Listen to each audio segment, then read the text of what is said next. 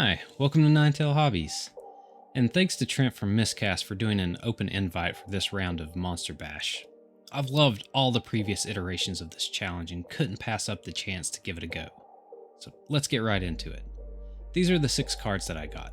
Lots of possibilities. Let's see. I need a crappy drawing to have a guide. Oh, yep, that'll work. And I want to try to do this in 32mm, so I need a tiny armature.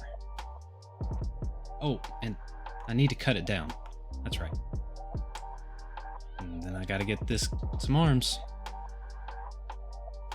And you know I'm a bit of a cheapskate, so I want to bulk out the body with some aluminum foil.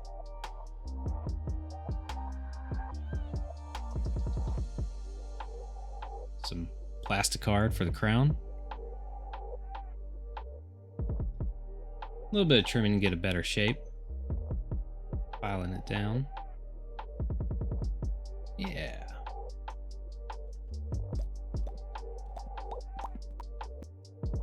Did I mention that I have a whole backstory for this thing?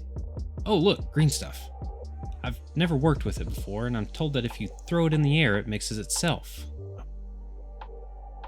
I need the armature and green stuff to become one, like so. Huh. Not bad.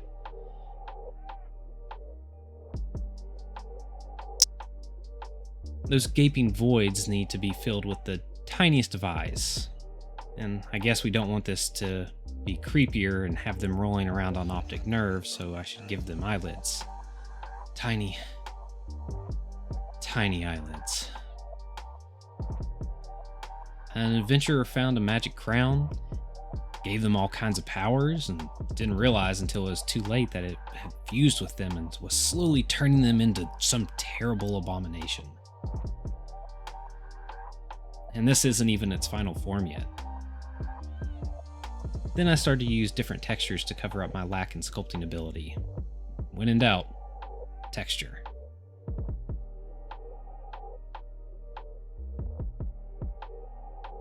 I really like these dots though in the drawing, so why not add them in? Then I needed some more noodly bits for the arms. These were quite a bit more challenging than I thought they were going to be. I don't think I let it firm up far enough.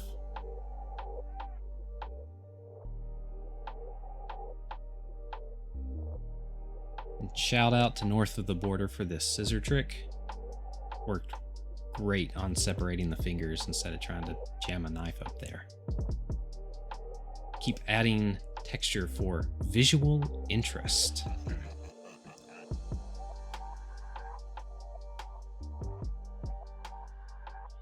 I thought it'd be a good idea to reinforce the whole snake, Medusa, Lamia thing that was going in and just adding a bit more detail.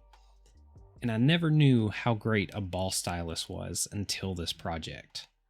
This thing, I probably used it for 90% of all the blending that I did. So, must-have tool if you're sculpting, I've found out.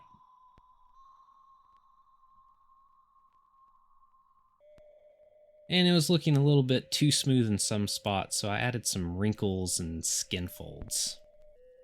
Gross.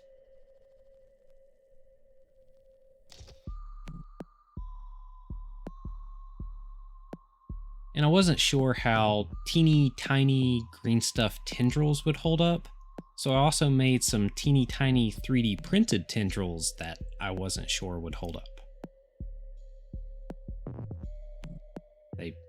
They all held up.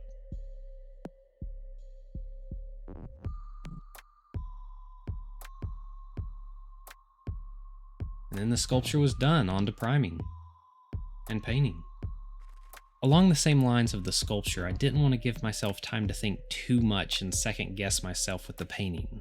I just loaded up my palette with an assortment of base colors and went for it, using my drawing as a rough guide.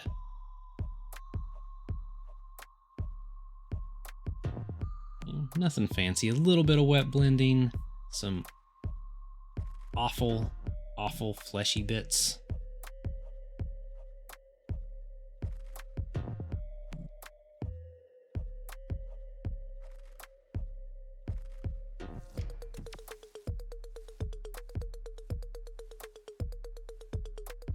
And then I don't know if this is clothing or some old bits of flesh that haven't sloughed off yet.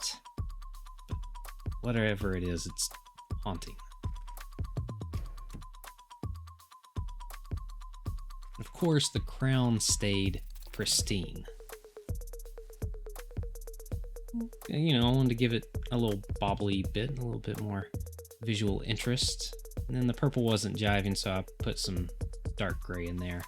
We really needed to see how nasty this thing was. So it has an oil bath. Not too much. We gotta see the high points.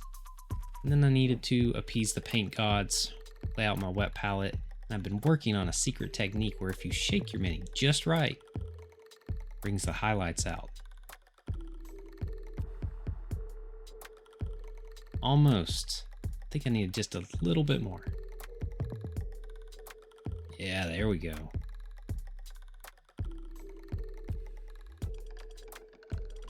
Then just added a bit of atmospheric shading to it, throwing in some dark purple on the underside. And then some painting on the base and the rim. I think we can call this thing done. Was it great? Absolutely not. Was it fun? Yes. So if you had fun, complete the ritual of YouTube and appease the small gods of the algorithm. Until next time.